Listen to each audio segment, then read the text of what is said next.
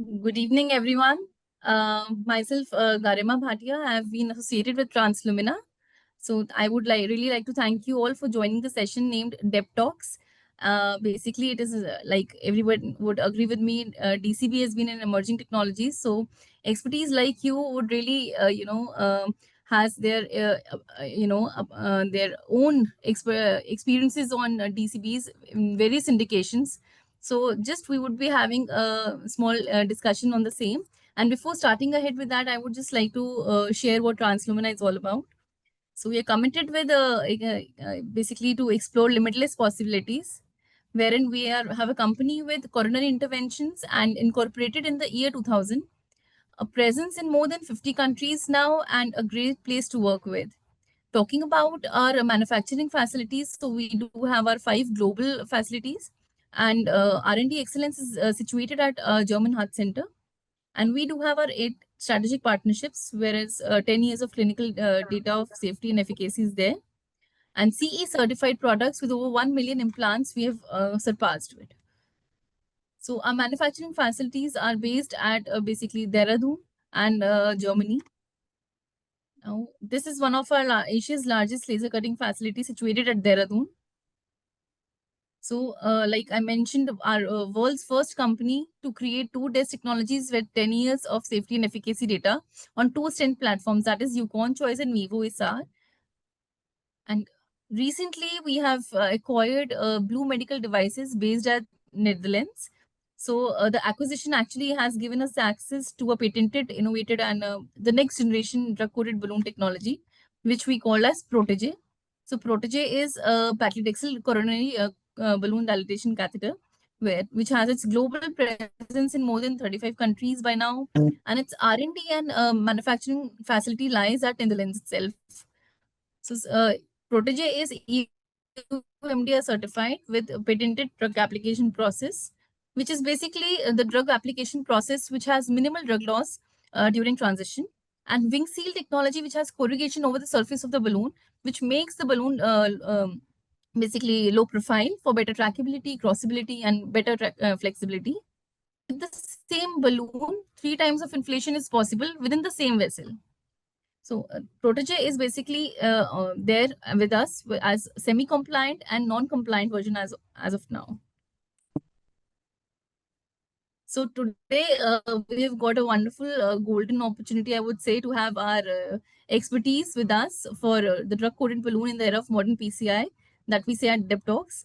So today I would just like to introduce Dr. Professor Ibrahim Yassin. Sir is Associate Professor of Cardiology in Al Azhar University in Egypt, with over 21 years of experience in both general and interventional cardiology, and performed more than 10,000 diagnostic studies, including coronary angiography, valve assessment, and graft studies, and whatnot.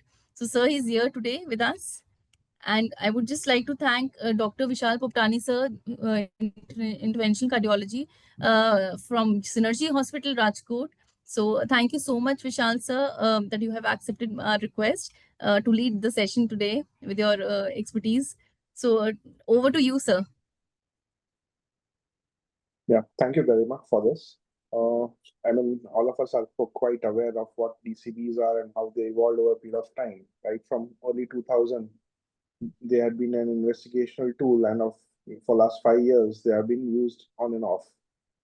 And with the newer indications, newer things coming up, I think it's becoming a good utility tool as far as doing a PCI, a safe PCI is concerned.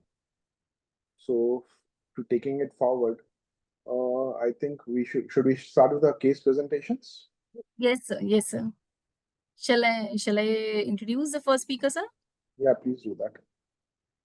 So I would be listening to you. You only introduce the speakers and all. I would be like a good speaker. I mean, good attendant. Sorry. okay, sir. Not a problem, sir. Definitely. So we have Dr. Akshay Mahajan, sir, with us. Sir, am I audible? Dr. Akshay Mahajan, sir, are you there? I believe sir is not joined yet, maybe. So can we start up with Dr. Saroj Sahu, sir, who is Associate Professor in Cardiology Department, AIMS Hospital from Bhubaneswar. Yeah, thank you, Garma. We can start. Yeah. Thank you, sir, for Uh, joining. yeah, I will share my screen. Yeah, my slide is visible. Not yet, sir. Just there it is. Just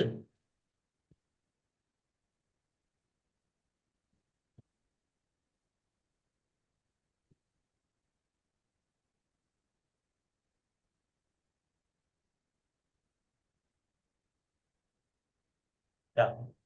Now you can see my slides. Yes, sir. Okay, thank you. Next slide. So, yeah, is it okay?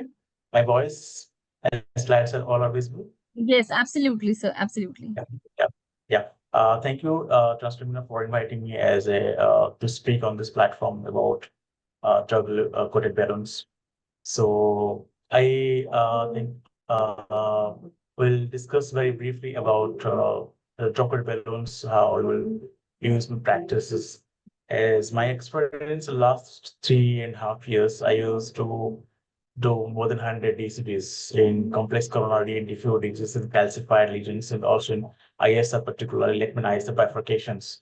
So to start with, as we know that DCB PCI facilitates a very short duration of procedure compared to drug-eluting stents, but it may be short but not easy compared to the drug-eluting stent, because in DCB it needs more meticulous preparations of lesions and more patience than stenting, because if you're thinking for to stent lesions, go the preparation for a stent. But if you're planning for DCB, you need to be very cautious whether I to do DCB or to do a drug-eluting stent. And many times we need courage to leave minor dissections, because obviously if you modify the plaque and you put it coated balloons, there must have a, dissections, but it should not be pro-limiting dissections. So dissection is good for the coated balloons to deliver drugs in media. And the lesion preparation is most important in DCB PCIs, and particularly plaque modifications in calcified fabric lesions prior to DCB is a must. And compared to for the imaging in DCB cases is very most important. So in DCB just in two scenarios, in ISR and in de novo lesions. So ISR cases, the imaging is must, because we need to know the etiology of ISR. Yeah, either it's a under-expanded stent, malleable stent, or is a well-expanded stent with new atherosclerosis or intimal hyperplasias. So in second cases, the DCB is excellent a choice in case of new atherosclerosis. And before the DCB, we need to see the imaging whether it is really new atherosclerosis or due to underexpansion of stents or previously put stents. So accordingly, if you underexpanded stent, we need to a high pressure inflation device to expand it properly, or we need IVL or even restentings. But in new atherosclerosis or intimal hyperplasia, this is an excellent choice for coated balloons. And we must use continuous coating balloon before DCB in the second scenarios. In de novo lesions, also intravascular imaging is very important to characterize the plaque, whether it is a fibrotic plaque or calcium, how much we need modifications before putting drug-coated balloons. So imaging is must in all cases of DCB prior to deciding whether we need a DCB or drug-eluting strands. And in compared to drug-eluting stents, intravascular imaging is in case of DAs, all of you know that intravascular imaging is very valuable in pre and during and post stenting cases, for sizing of the vessels, for plaque modifications, for expansion and position of stent, and to explore stent dissections. But in case of DCBs, intravascular imaging is only mostly is valuable in before putting DCB, before applying DCBs, because plaque modification is very most important prior to DCBs. And plaque modifications and tool for plaque modification will be decided by the intraocular imaging, so whether to do some cutting balloon, scoring balloon, or IVL, or a rota or orbital atherectomies. And as I told, the lesion preparation is very most important, and we must the aim to keep the residual stenosis less than 30%, and there should be no flow limiting dissections. So if there is dissection which is flow limiting, we need to cross over to drug limiting stents. And benign dissections are not a failure, but actually they are good predictor of success of doing DCB in case of minor dissections, because it will facilitate drug delivery to the media. And acceptance of result in which cases that the DCB was successfully conducted in DCBs. So once what lesion is prepared and there are no major dissections, we are going to put a DCBs instead of drug-eluting stents.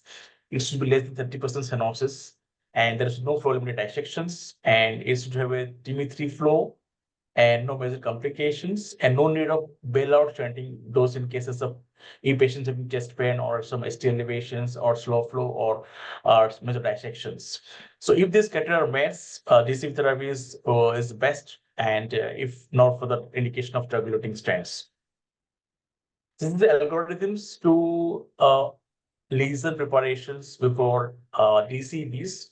And we take the vessel size of the as per the IVUS criteria, EL to EL, and we decide for diameter of balloons or DCBs. And long inflation is recommended for optimal drug deliveries. And as I told, the lesion preparation is must before putting DCB, because DCB is only to deliver the drugs, not to prefer the lesions. So we need to attain maximum plaque modifications before doing DCBs. And intravascular imaging is very most important before plaque modifications, for judging which tool is needed for plaque modifications. And angiographically, if it is less than 30% stenosis and Dimitri flow and no exchanges, no chest pains, although some minor dissections can have, and we can go for DCPs. And if there are significant dissections, and we go for drug-eluting stents. Now come to, if you want to prepare the lesions, now come to the sizings. What kind of what size of DCB we need to choose? So we need to choose the vessel diameter by intravascular imaging on 1:1 ratios. And if we don't do intravascular imaging, we may underestimate the vessel size by 0.2 to 0.04 mm angiographically. So that's why intravascular imaging is very important before putting a DCBs. And most of the times, if it takes small diameter of DCBs without doing IVUS, get what the exact diameter of vessels, we may there is poor contact of IDCB to vessel wall, so that will give a poor drug delivery to the vessel wall, and that was long term is not helpful for the patients. And this is a very illustrative of what kind of geographical miss can happen in DCBs. If there is a we can have longitudinal geographical miss or axial geographical miss. So if the length of DCB is short, it's not covering the whole of the lesions, so it may have longitudinal geographical miss. And it may have proximal miss, a distal miss, or a both hand miss. So if there is diameter is less, and it's better toss the vessel wall, so drug delivery will be patchy, not uniform drug delivery. So we need to take 1:1 ratios, and if you sometimes overestimate the vessel size, it may damage the vessel wall. Not to take bigger size DCB balloons. Always take DCB as for the IVUS criteria.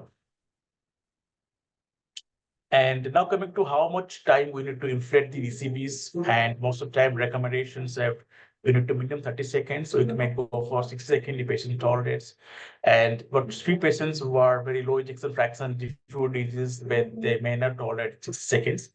And the low inflation pressure is recommended in DCBs because it's only just to deliver the drugs, not to plaque modifications. So the most technical phase is that plaque mod reductions by plaque modifying devices. And before putting DCBs. So now we do we need to post PCA imaging, post DC like intergluting stat we do IVOS or IOCTs to see proper appositions, proper expansions, standard dissections.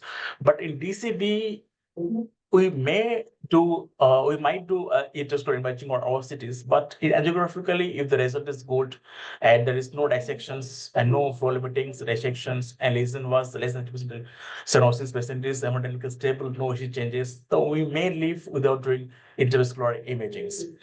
So we sometimes by doing OCT or IVOS, we may get dissections that may create confusion or fear that we may bail out or doing stenting or doing a cross-contributing stents.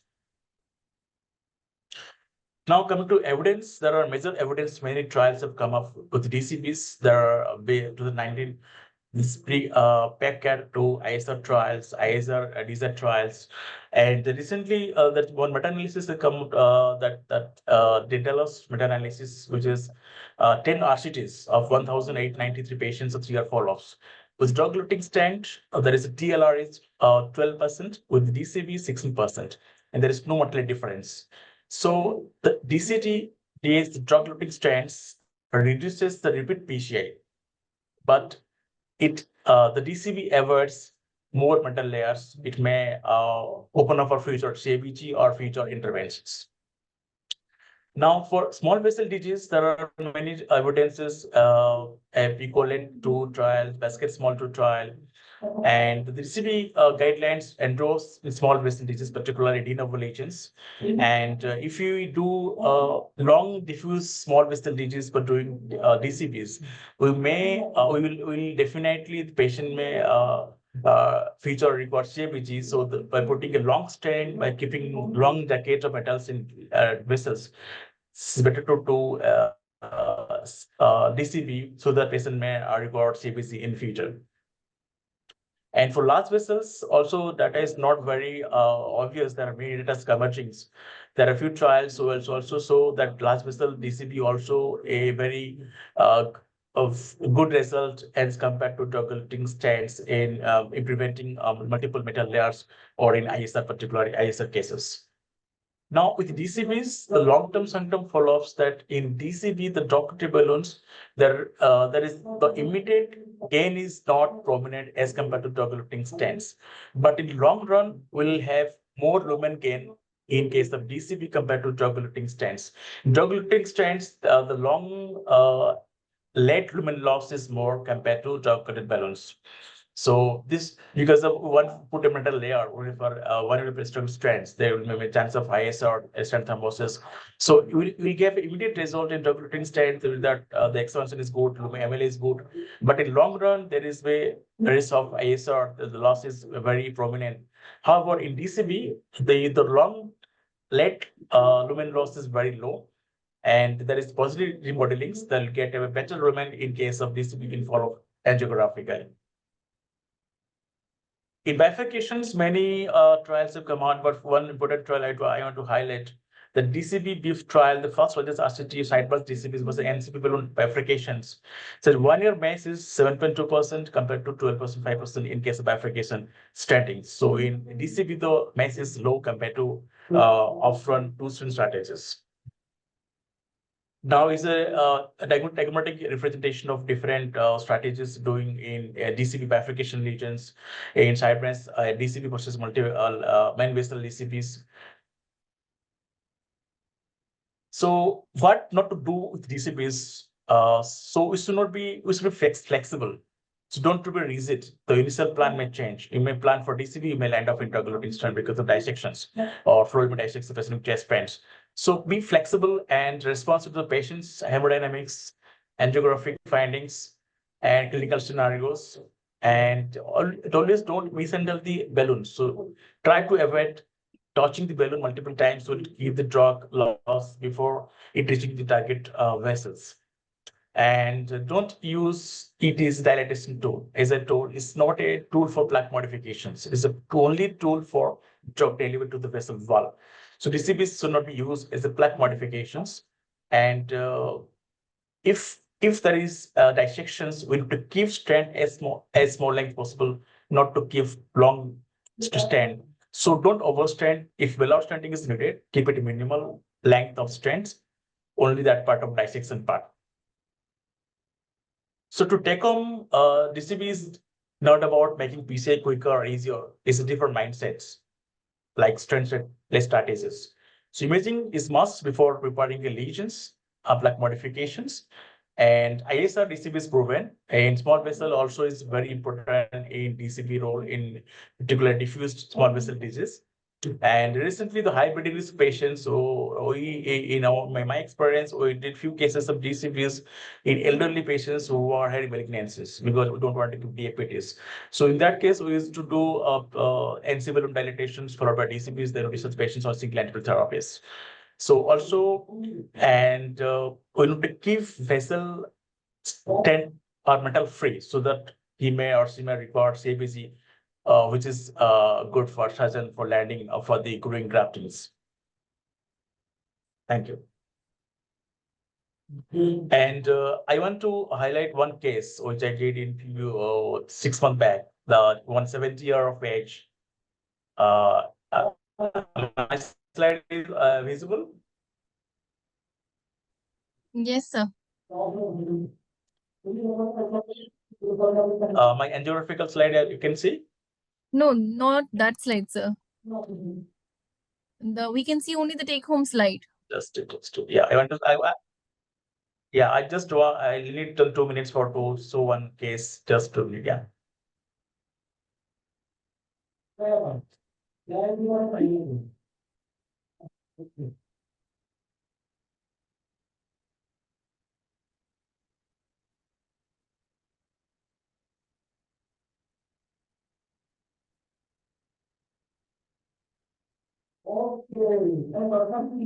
Yeah. Is it visible to you? Yeah. All of you. Yes, sir. Yeah, thank you. So this is a case of 78-year male patient. He underwent bifurcation stenting ventricle cross by me 1.5 years back. And that time we were also counseled for CBC because of bifurcations, electron bifurcations with high syntax score, but because of so many diabetes risk factors, you refused for CBC.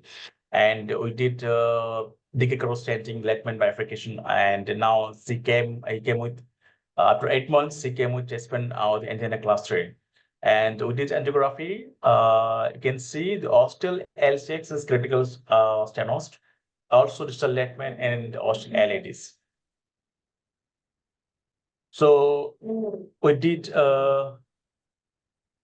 IVAS, and it showed ostial L6 under expansions, malpositions with the new intimal hyperplasias. And the MLA was in L6 3.9, in LADs 4.7, particularly in ostial part. So is already we did this bifurcation stenting, don't want to put another metal layer. So we planned for expansion of stents by doing a high pressure NC balloon as by 1:1 ratios. And we did also cutting balloons to modify the black neutral hyperplasias.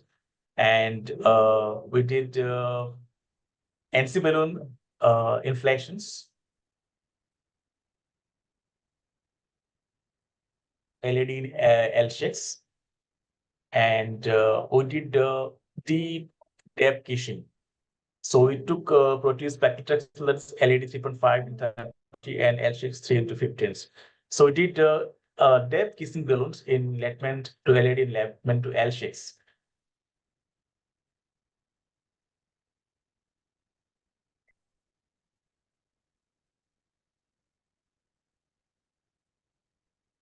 And post, you can see they put MSA in ostial L6 and in ostial LAD, also in distal Lettman. And geographically was acceptable, although mostly LCH showing some residual stenosis. But for last 6 months, he was asymptomatic on medical therapies.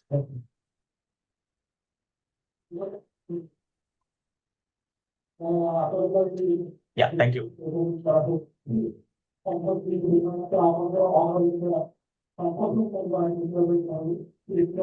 Thank you, Doctor. It was amazing illustration. I'd like to thank you very much about this wonderful illustration about the preparation, and congratulations for your success in your last case. Thank you. Yeah, thank you.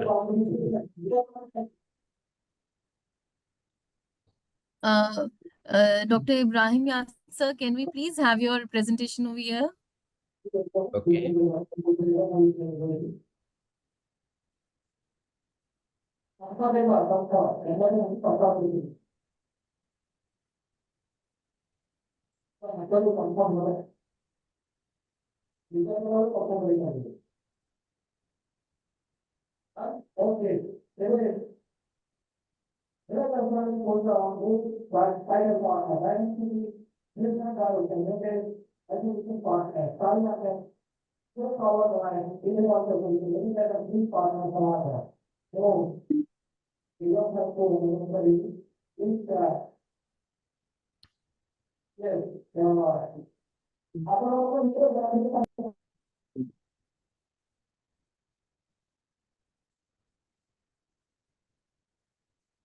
One minute, please.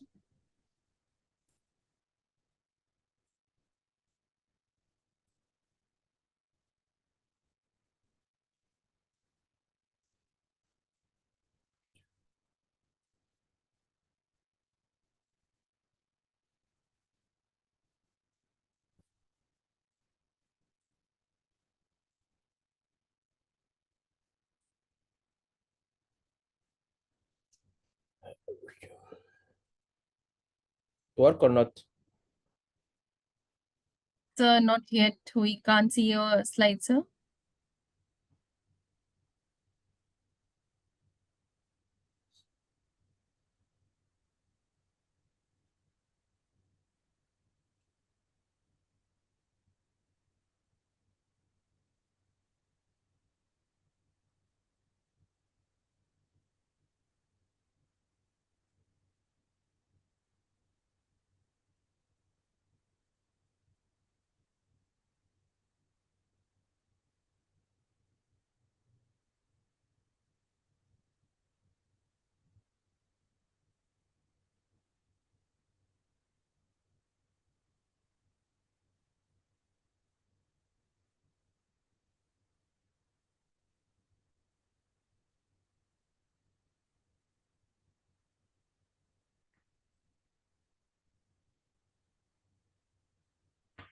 It's not working.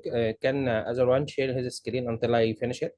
It is a technical problem, small technical problem. I will solve it So soon. your slide is visible to us now. If you can just get it onto slideshow. I'm pushing. The bottom line, there is an icon of slideshow, sir. Maximize and slideshow. So just at the bottom of it.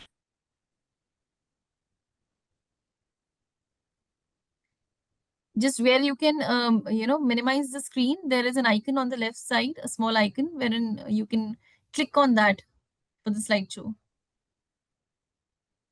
Okay.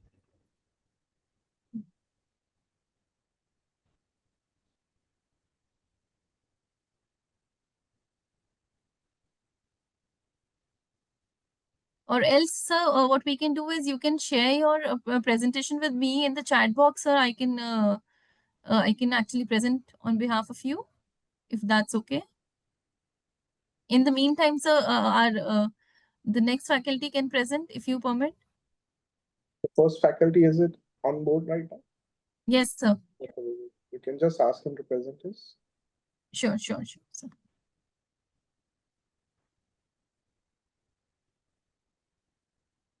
Dr. Himang Bakshi, sir. Yeah. Sir, can we have your presentation, please? In the meantime, Dr. Ibrahim Yasin, Yes. sir, can look into it. Yes. Yes. Thank you, sir.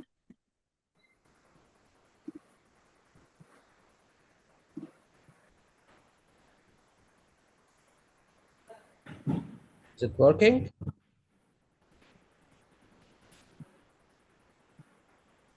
Can I share the screen?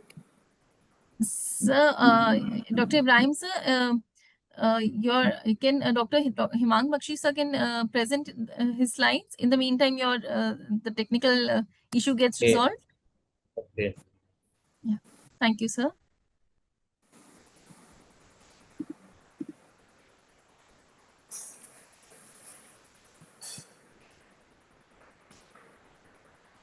Dr. Himang, sir, can please share your slides?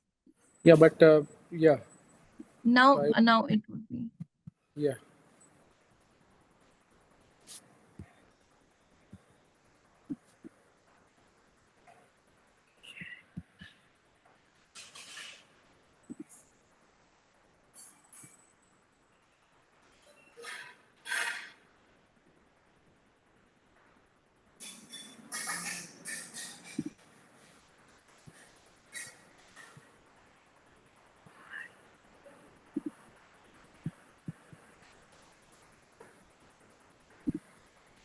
So slides are visible. Yes, sir. So good evening, everybody, and thanks Trans Lumina team for this wonderful webinar that you have arranged. It was a nice talk by Dr. Sahu, my previous speaker, and I will be talking on paclitaxel drug of choice in drug-coated balloon over sirolimus. What is the clinical evidence and data?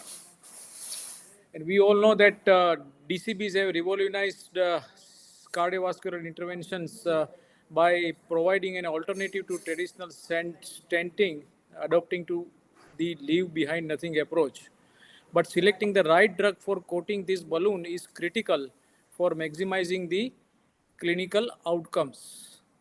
The two main drugs we know that has been used for coating these balloons are sirolimus and paclitaxel, and the clinical data from RCTs of DCBs are primarily based on studies of PCBs putatively related to their favorable pharmacokinetic properties. So most of the data is with paclitaxel coated balloons.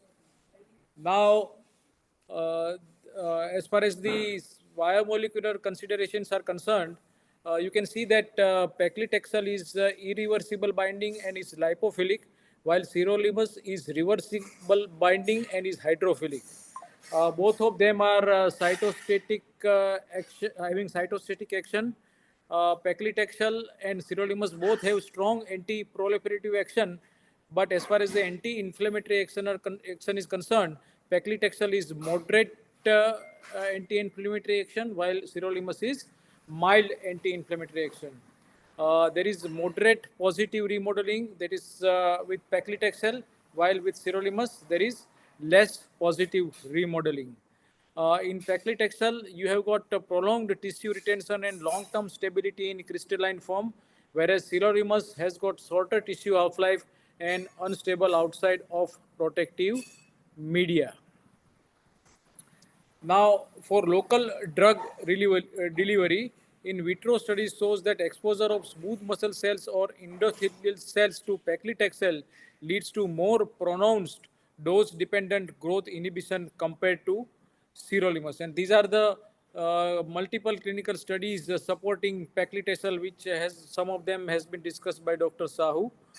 Now, this preclinical study for biological differences of 3-paclitaxel and sirolimus-coated balloons on coronary lesions in rabbit model was done, and it compared drug effects and safety of a low-dose paclitaxel-coated DCB, regular dose PCB, and sirolimus-coated DCB.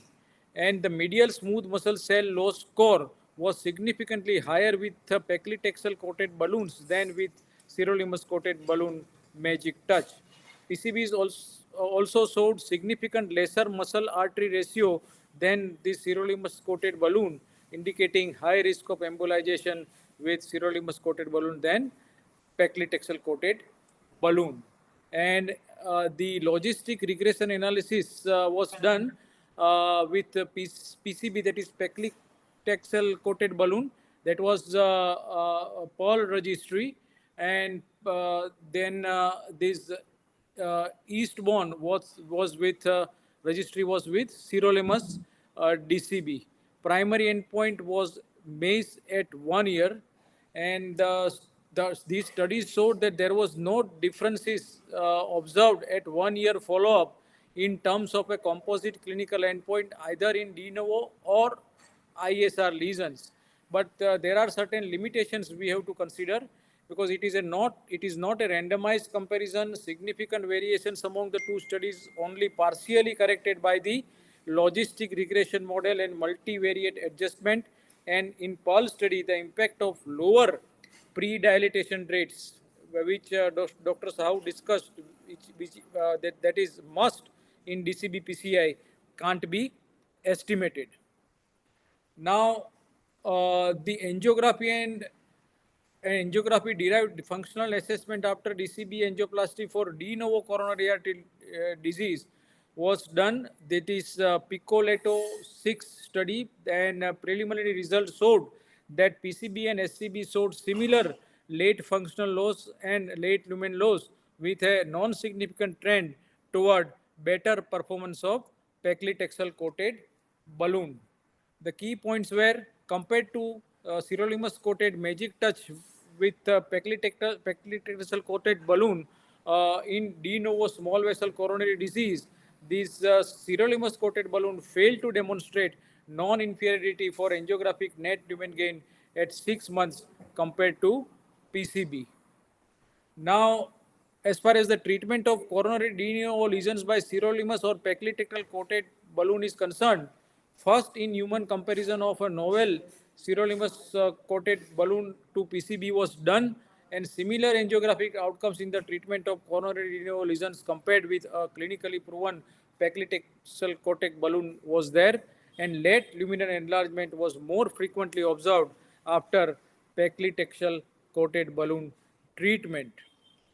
Now, what about drug-coated balloon angioplasty in large coronary vessel? Whether it's a future game changer, and this is one interesting, analysis where I was imaging OCT or physiological assessment was done, followed by lesion preparation in form of semi-compliant balloon, non-compliant balloon, cutting balloon, scoring balloon, shockwave balloon, rotational atherectomy, and if the preparation is acceptable, angiographic result is there, no dissection or type A and B dissection with TIMI 3 flow, and vessel recoil is less than 30%, then DCB was done. And if there was a dissection or acute vessel closure and vessel recoil was more than 30%, DAS was done. And it showed that comparable with decreased MACE rates and superior angiographic outcomes, irrespective of anatomy, and the evidence suggests that DCB angioplasty is safe and efficacious for large vessel coronary artery disease with equivalent long-term mortality to death, and these findings make DCBs an attractive treatment for these lesions. Moreover, DAS in elective PCI has significantly increased vessel inflammatory response for up to 2 months compared to DCB group, and it is convincing that more evidence is coming to DCB strategy as an alternative in large coronary vessel disease. So in conclusion, regarding coronary paclitaxel DCB, no associated mortality signals were uh, seen, and there are indications that the therapy could even offer survival advantages in longer term by avoiding permanent implants, and the alternative of sirolimus coated balloon endorsed by many interventional cardiologists still has to prove its clinical efficacy. And now I will go to a small case presentation.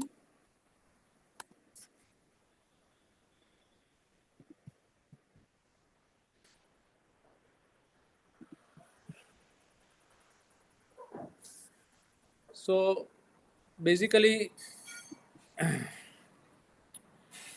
This was a 58-year-old male diabetic. He had inferior wall myocardial infarction, STEMI, before 5 months. And at that time, PAMI to RCA was done, but patient had also significant disease in LAD and circumflex artery. Now we had done PAMI to RCA before 5 months, and we had planned stage PCI to LAD and circ after few months, and patient came for that after 5 months. He was relatively asymptomatic, and we did check angiogram, and the check angiogram showed that there was a restenosis in right coronary artery also. You can see there was a significant restenosis in the right coronary artery, and left system is diseased. So we decided for this IVAS guided angioplasty for this restenosis, and pre-dilatation was done with Sapphire 2 by 12, and then Aperta cutting balloon 2.75 by 13. And I was told that there is a neointimal proliferation, and we decided to go for drug-eluting balloon.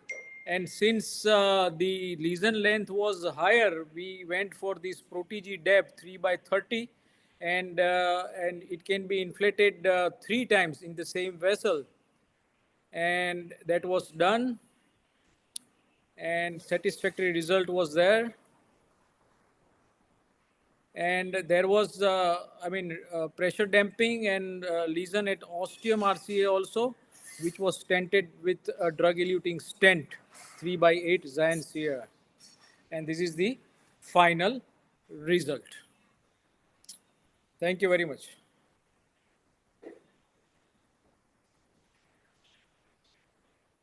Thank you so much, sir. So, sir, if you all allow, then we can have the sessions first, and then we can have the discussions further. Sure, sure. Okay, okay. Dr. Yasin, sir, are we ready with the presentation now? Okay, sure. Okay, please, sir. You can off, doctor, please. You can stop sharing.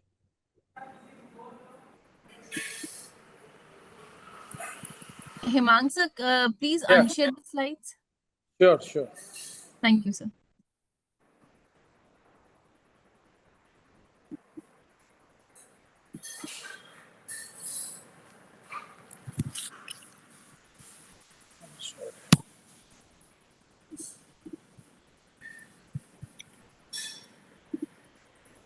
Rakesh?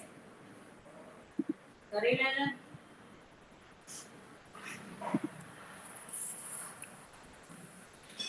Here. Yes, sir, it is visible, sir.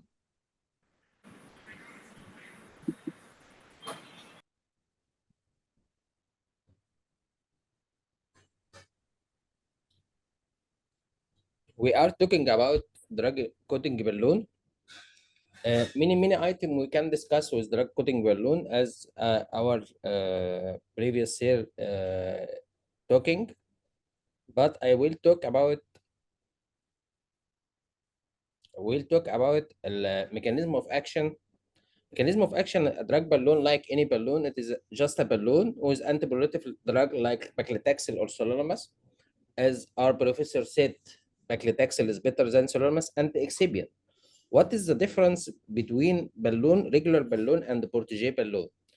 The main problem with the DCB is loss of drug during transition from hand. When you touch the balloon, may lead to loss of some drug, and during the advancement of a balloon through guide until it reach the lesion. Passage through a calcific tortuous lesion may lead to abrasion and loss of some drug. What is the new in the technology of Protege to overcome this problem? During the manufacture of Protege, it is deflated and folded, and then drug put it between the fold. This is what is called wing seal technology. And after folding, It is undergone a process by which it is transformed into corrugation. Corrugation lead to more flexibility, as we see in this picture, lead to more flexibility and more decrease, more suitable for drivability and more less fractional abrasion. So this is the role of manufacturer to preserve the drug. What about the molecule or coat? Coat in this situation, coat will be unequal along the surface of the balloon. So this is the balloon when it is deflated. Some part of the balloon surface has no drug, but once it is inflated and get wet, the drug is spread diffusely around the balloon. As soon as the balloon is inflated and the coating with paclitaxel get wet, the drug will spread homogeneously all over the balloon surface. So this is one technique from the company to protect the drug. What else? When the coating act as a sponge, so it did not release the drug except is exposed to the pressure. As soon as the pressure is applied, balloon is inflated and the balloon is pressed against the vessel wall, paclitaxel is released and immediately absorbed by the vessel wall. So a coating will act as a sponge to preserve the drug. What else? There is 3MI technology, which is called multiple 3 inflation time. So with each time you inflate a protege, at the first time it will liberate 60% of a drug, and in the third and the third inflation, it will liberate about 20% of the drug. So protege has 2 points to be superior than other paclitaxel drug-eluting balloon. What else? Protege is the only and world first non-compliant balloon. What is the difference between compliant and non-compliant balloon? Non-compliant balloon exert a uniform and equal pressure over the surface area of the plaque. So no fracture of the plaque, no incidence of dissection, or at least lower incidence of dissection. Non-compliant balloon is suitable for treatment of in-stent stenosis. Non-compliant balloon has a higher strength than semi-compliant balloon.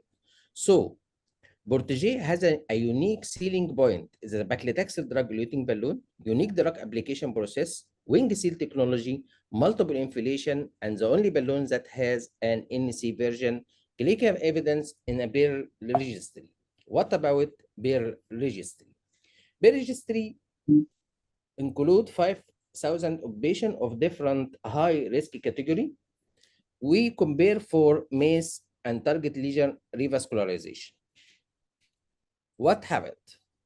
In peer study conducted with Protege in real-world patient population for the new lesion and in-stent stenosis, Protege paclitaxel is safe, effective for PCI of in-stent stenosis and the new lesion.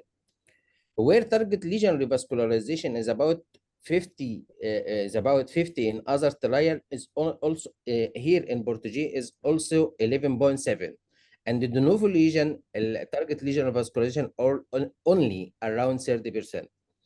Missed during 1 year follow-up in other trial is around 9, the same with Protege. Let us to go for some cases in Egypt with different indication for Protege, like a small vessel disease. As our professor said about the evidence, go directly for the patient. This patient has a significant posterolateral lesion. So I go directly for preparation using NC balloon 2.75 and then Protege to NC 2.75, and this is the final result.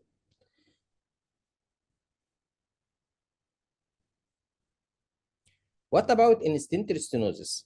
Protege in in-stent stenosis may be simple like any other just a dilatation with a balloon. Like this case is a male patient, 41 years old, surgeon, left-handed, left radial approach, hypertensive, ex-smoker, not dyslipidemic, have an attack of anterior myocardial infarction and the PCI to LED about 2 years ago with LCX CTO with failed the previous trial for opening of the LCX. After opening of the LCX CTO, we go to treat in-stent stenosis in LED in 1 minute just dilatation using an NC balloon, then Portugais 3.5 by 20, and this is an easy, simple case of in-stent stenosis with 3-time inflation, one at a middle, one more distal, and one more proximal. And this is the final result with complete improvement of the chest pain, and patient was suffering from PVC's high burden. It decreased with follow-up. But in-stent stenosis may be difficult like this case. This is a double layer of in-stent stenosis with multiple BTCA, previous BTCA to this lesion. So I decided to go for this mid-LED in-stent stenosis double layer. And this is an IVA showing mixed combined neointimal hyperplasia with under expansion. I'm going to dilate with 3.4 NC balloon. And then this is IVAS from Boston, still under expansion. I'm going for cutting balloon 3.5 Wolverine from Boston. Also no gain, but I get a benefit from cutting the new intimate to allow drug to diffuse into the vessel wall. And then NC 4.0, no improvement or no lumen gain, so I decided to go for a shock wave, which is called shock fast in Egypt. After 120 pulse, 120 pulse, this is a result with shock wave and the NC balloon 4. And finally, I go to 4 Portugais inflated 3-time in the distal 1. As we know, in a central stenosis, we need a very high dose of drug. And this is the more proximal, another one for the proximal part. And this is the final result with marked improvement of the chest pain after 1 week. Just this patient suffering from stitching chest pain in inframammary area. What about ostial lesion, ostial side branch lesion? Ostial side branch lesion, like a diagonal or AM or postlateral, is a difficult situation. We suffer from it every day in a clinical practice. Stenting it may affect the main vessel. So this a young patient, 38 years old, 39 years old, not diabetic, not hypertensive, and presented with chest pain 1 year ago. Coronary angio showing ostial diagonal and the mid diagonal, a significant lesion. Patient advice and follow up on medical treatment for 1 year, but chest pain become intolerable and uncontrollable. So we decide to go for DCB to this ostial diagonal lesion. This is tight ostial diagonal lesion, and I inflate it with NC 2.75 regular balloon NC, then going for mid diagonal lesion dilated with an regular balloon 2.0, and this is the result after ballooning. Then Portugais 2.5 by 30, multiple inflation. Then Portugais 2.75 by 15 for the ostial lesion. And this is the final result of the diagonal and small OM, second OM wiring, and Portugais 2.5 by 20. This is the final result of the patient with complete disappearance of the pain after 1 week follow-up. This is a case, another case of ostial diagonal and ostial OM. This is a patient, but yes, but also it is a young patient, 38 years old, suffering from severe uncontrollable chest pain in spite of maximum medical treatment, having multiple lesion in ostial diagonal 1 and 2 and OM and distal LED. All are small disease, ostial small disease. Stenting is difficult. This is direct NC Portugais 2.75 without preparation and with direct use of it. Lesion circular, fear of dissection is low, or risk of dissection is low. It's good result. And wiring of the second diagonal, dilatation was a regular balloon 2.5, and then Portugais 2.5 by 30. This is the final result of the diagonal 2 and this is diagonal 1, and this is the final result after Portage, then wiring of the distal LED subtotal lesion. 1.5 balloon, 2.5 by 20 balloon, and this is the result after ballooning, and finally Portage 2.5 by 30, and dealing with mid-LA aneurysm with big graft, then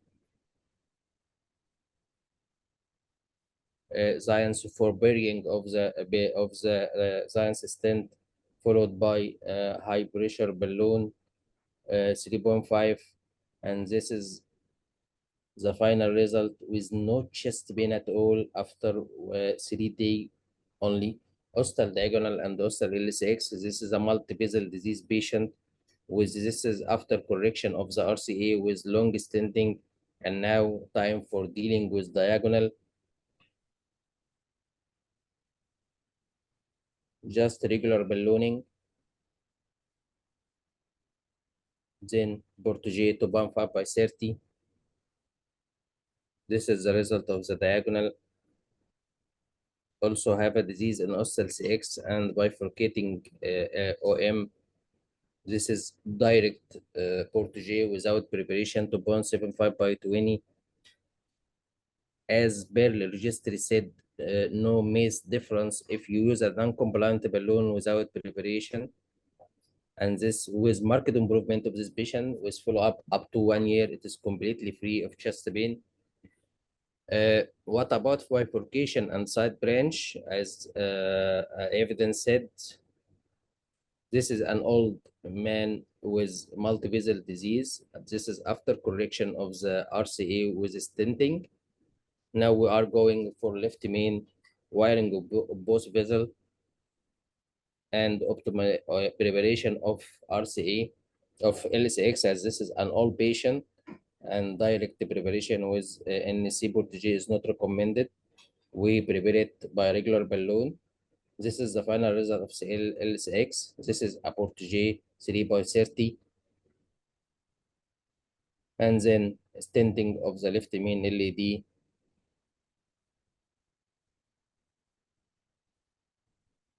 Bot and the flare.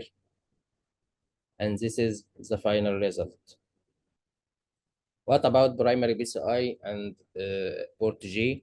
We have a young patient about 47 years old presented to us 20 days after missed anterior myocardial infarction. He came to us with a severe LV dysfunction with an ejection fraction about 20. And when I go for a cath lab, I didn't found the LED either anti-gradely or with retrograde filling from the RCA. What is the LED? When there is tight ostial BDA, I take a decision to deal with this patient like a primary VCI patient, and I start wiring of LED blindly like an primary case, and I succeeded to catch the LED, but after ballooning multiple times, it is an heavily diseased negatively remodeled vessel with no antigrade sufficient filling. So I decide not to put a stent. He is a young, and if I put a stent, I put a stent in approximately LED 2.5, which is catastrophic with the time. It will go indefinitely for an stented stenosis, and you will transfer your patient to a chronic patient with failure of stenting in future or cabbage. So I decide to put a Portage 2.75 by 30 with a good inflation of LED, and waiting for a result. Some moment I pull back my wire.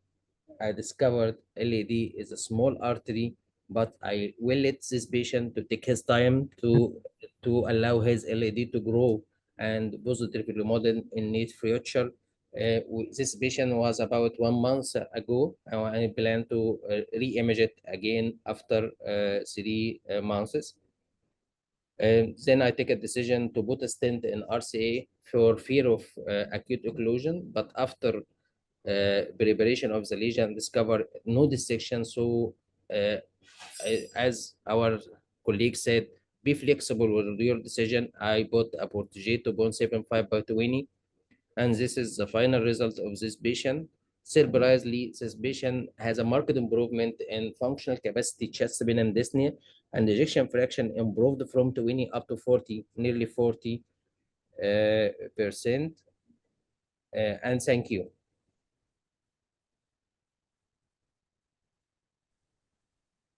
Thank you so much, Dr. Ibrahim Yasin, sir. Thank you.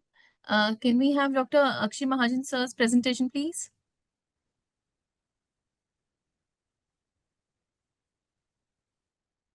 Sure, shall I share the slide on behalf of you, or you would be sharing, sir? Yeah. Hello. Yes, sir. You are Hello. sharing the slide over the screen, sir?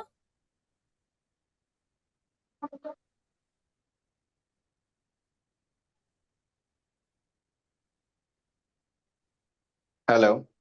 Yeah, yes, sir. You are audible to us. Yeah. Okay. Can you share the slides? Sure, sure, sir. Sure.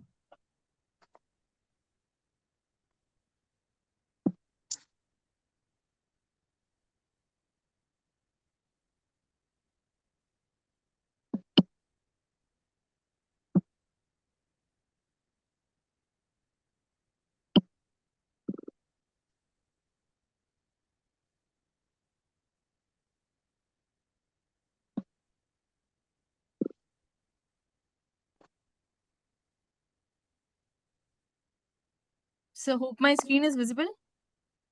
Yeah, it's visible. Am I audible? Yes, sir. Okay. So we would like to further discuss this topic, the DCB beyond ISR, the other maybe expanded indications which we can see.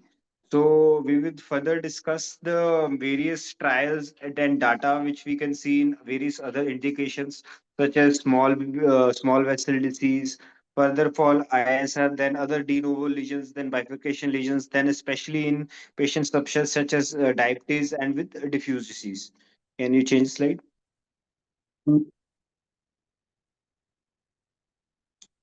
Uh, can you change the slide?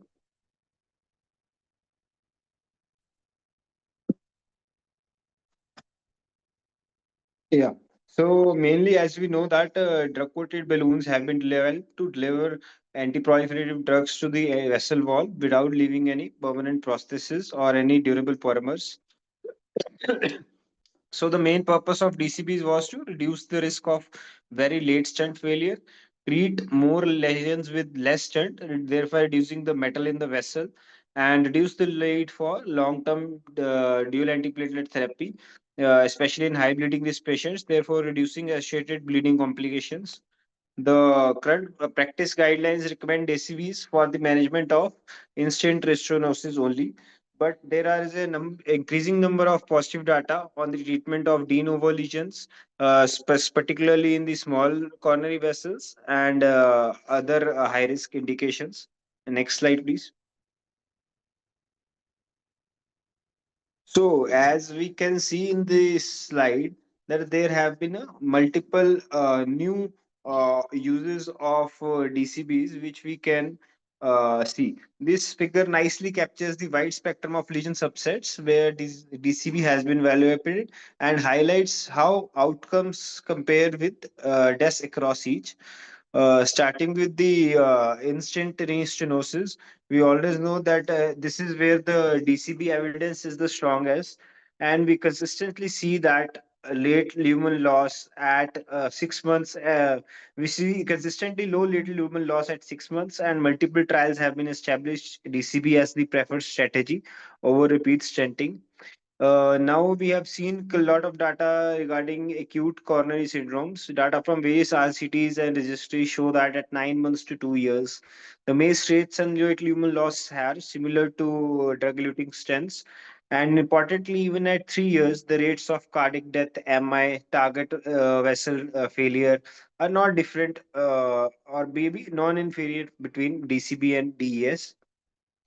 Then there is a subset with high bleeding risk patients. This is a very attractive subset for DCB because avoiding stents allows us to shorten the dual antiplatelet therapy. Trials show that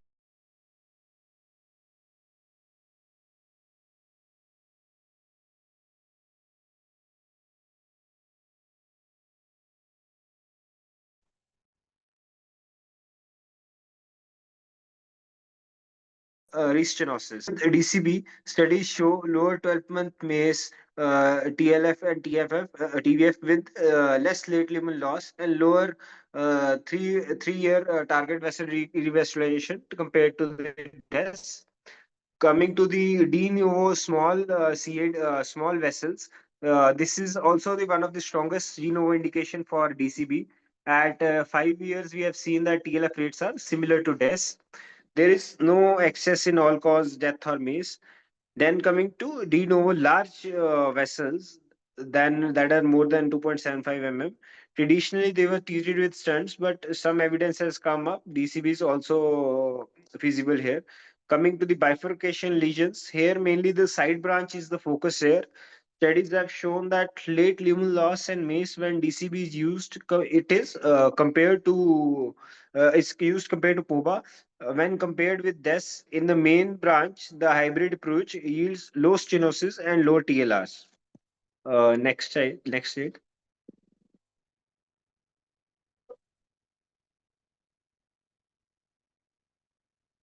Now we will see further for in detail the data we have available.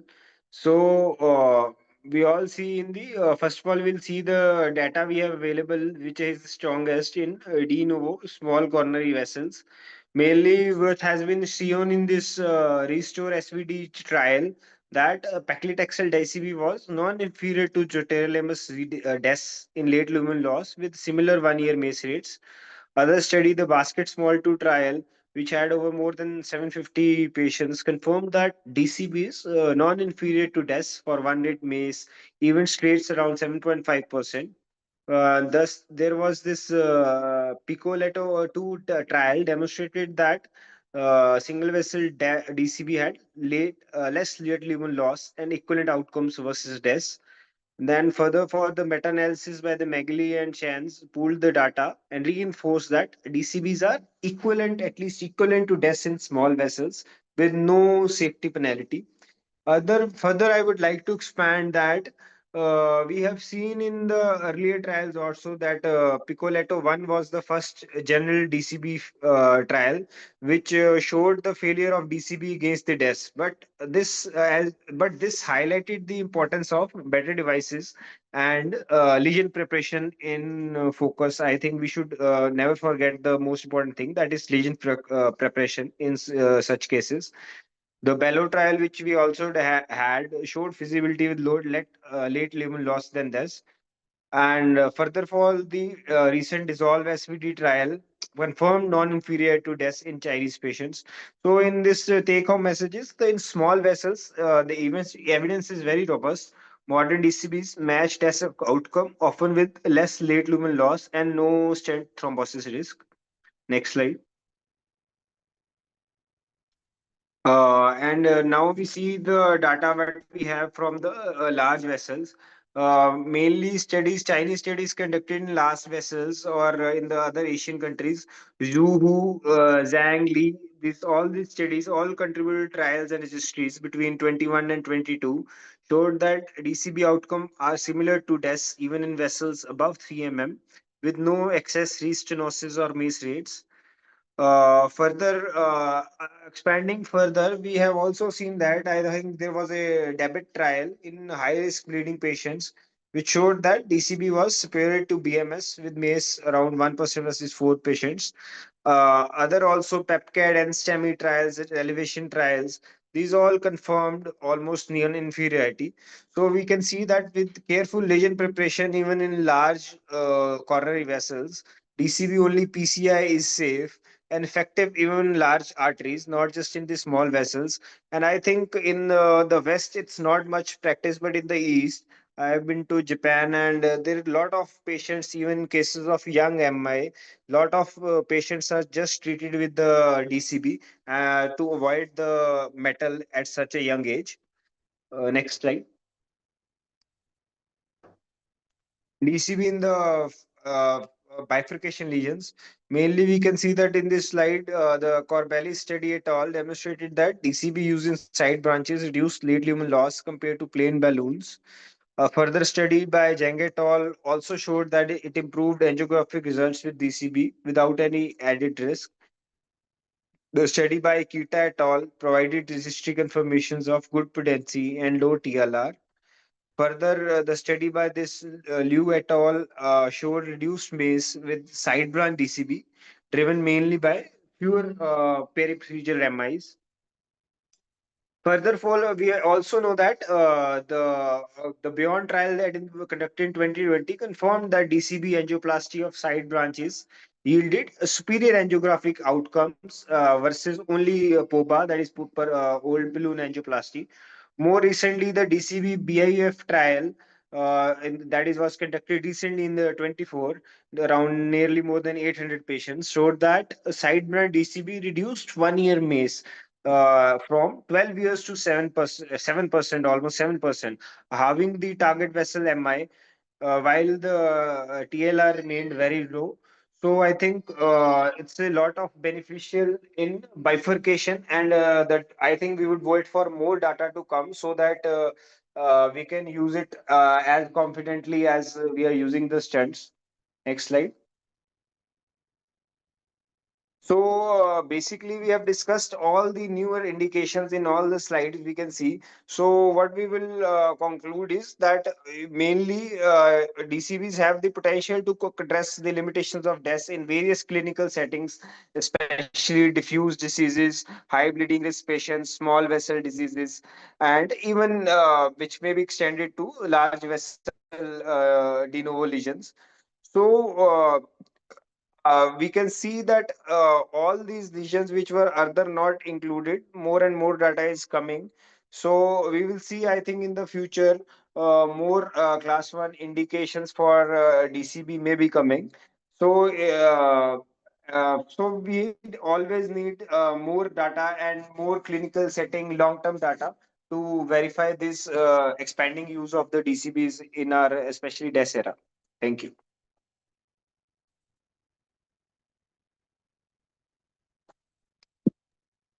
Thank you, Dr. Akshay Mahajan, sir. Thank you for your presentation. Can we request Dr. Sachin, sir? Yes, sure. I'm ready with the Uh, presentation. Yeah, please, sir. Just a minute.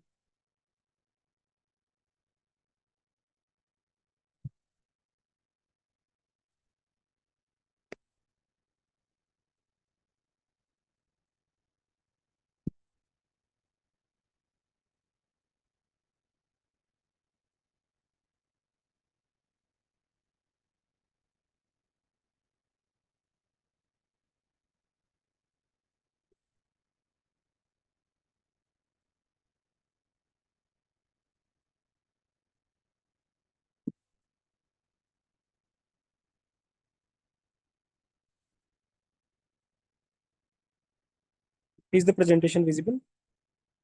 Sir, can we have this in landscape format? Sure. Yes. Is it visible now? Yes, absolutely, sir. Thank you.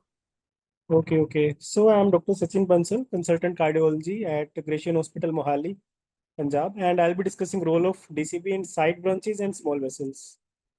So drug-coated balloons, we all have discussed, facilitates fast and homogeneous transfer of anti-proliferative drug into vessel wall, avoid multiple layer of metal stents. And these are a good treatment option for the side branches in coronary bifurcation lesions. DCP may help preserve vessel patency and have several potential benefits, including risk of reduced risk of stent thrombosis, reduced risk of progression, better angiographic and clinical outcome, and reduced target vessel revascularization. So we have the multiple clinical evidences. We all have discussed the multiple studies and multiple case reports where DCB had great effect in side branch protection for de novo CBL at short and medium term follow-up with no reduction in the power procedural success rate. DCB in side branch, we have the another clinical evidence with the meta-analysis which suggests that the coronary bifurcation lesion treated with the provisional stenting using DES side branch protection with DCB was associated with better angiographic and clinical outcome than those with the uncoated balloons. So we have already discussed these studies, Restore SVD, TCT, which Resolutonics DES was used versus the Restore DCB, and optimistic results were there. Basket Small 2 trial, similar results for the MACE and all-cause death.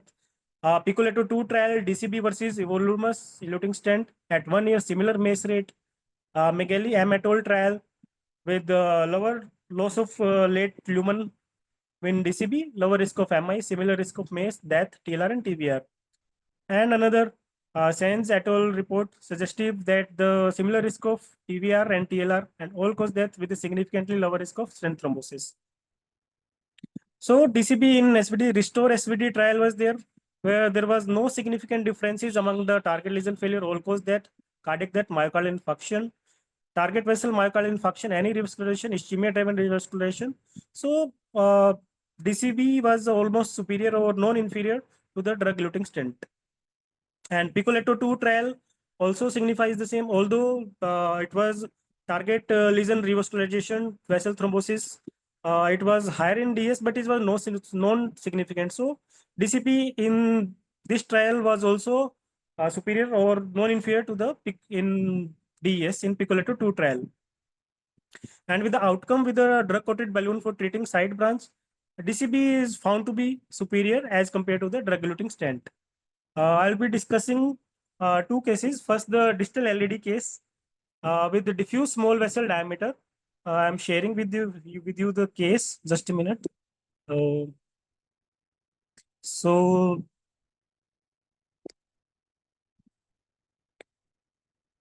this, as you can see in the picture, this was the LED of the patient. I am zooming it. So this was the LED of the patient, small, diffuse, and stent could have been the flow, and I choose the DEB, the drug coated balloon in this case, and the post result is this. Post DEB, we do non-compliant balloon. We pre-dilated with the non-compliant balloon and use a DEB of 2 into 20 size, and it was the result.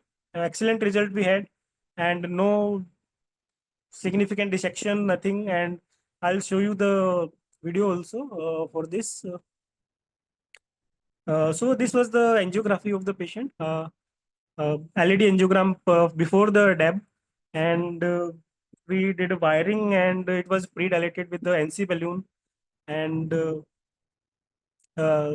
we did a DEB, and this is the we did a DEB, and this is the result.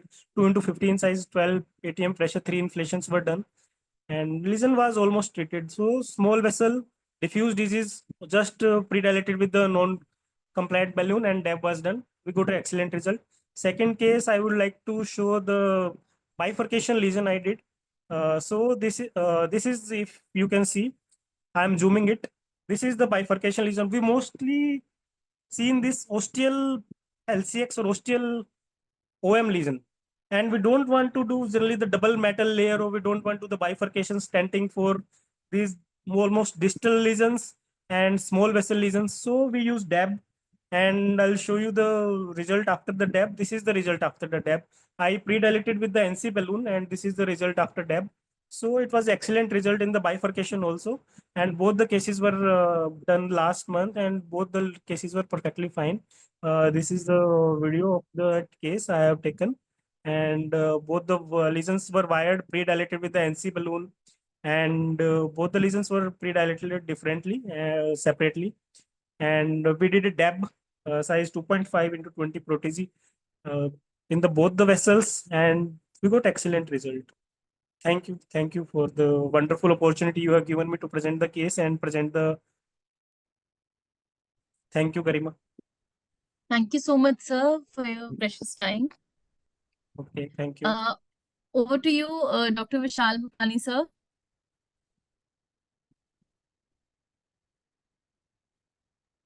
Sir, Yeah. are you there? Yeah, Yes, I'd like to congratulate all the speakers for the excellent presentations, really learning lessons, and all of us had their own cases to share. So I would just like to conclude from my side that what the first speaker said was, yes, your dissections initially, the pre-dilatations would predict your DCB success. And yes, the DCB is as if we take home the messages, primarily for osteal lesions, diffuse CADs, patients with high bleeding risk, that is what I could make out. And now bifurcation lesions also are the way to go forward for it. As far as using large vessels with just DCBs, I have my own doubts. But yes, time would tell us as and when we use it more, the experience we'll get to learn more. So over to the speakers for their comments also.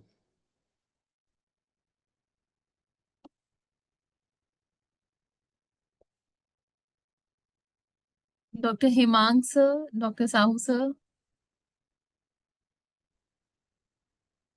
Dr. Mahajan sir, can we have from your end anything we would like to have from you? I mean to discuss in this forum. It was a Yeah. great learning experience. Sure, Dr. Mahajan, you can speak. Yes.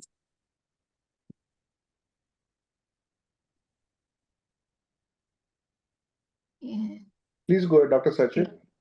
Yeah, it was a great learning exercise. Yes, learned 2-3 more different things here. DCB dissections are more useful, as I have considered that dissection are previously we used to consider dissection are the harmful, and yes, in DCB we have seen that minor dissections are useful and good learning exercise for us today. Good experience and good learning exercise it was. Thank you, Translumina team. Another thing I would like to just put a word of caution for us, like patients with ACS coming in to us, and as shown in the last presentation, like it was a flowing vessel, right? Doing a DCB in such a scenario can be a risky thing also. So we have to weigh the benefits versus risk ratio in such patients. You have a flowing vessel, patient is free of chest pain, you create a dissection, you try to go in for DCB for such a distal segment, you may land up with abrupt vessel closure, where something where you cannot stent a vessel because of the small size. So we have to be very guarded in selecting our patients and doing it appropriately. If we do it appropriately, I think we won't be having major issues. But in an ACS scenario, we have to be a bit guarded as far as treating distal LED vessels like small vessel disease. If the patient is asymptomatic for chest pain and the ECG is settling, I think we should use our clinical judgment also at that point in time. That is my personal view. Yeah. Dr. Ibrahim sir, can we have a closing comment from your side, please?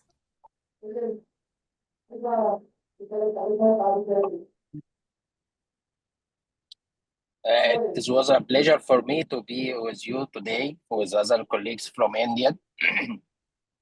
I learned a lot from this valuable session. My first learning lesson, don't fear from the section, it is useful. Second thing I have learned what about axial and transverse and longitudinal axis geographic mesh. This is a two valuable point and very important in our work. Thank you. Nice to meet you and hope to meet you physically either in India or Egypt. All other colleagues. Thank you, sir. Thank you. Thank you.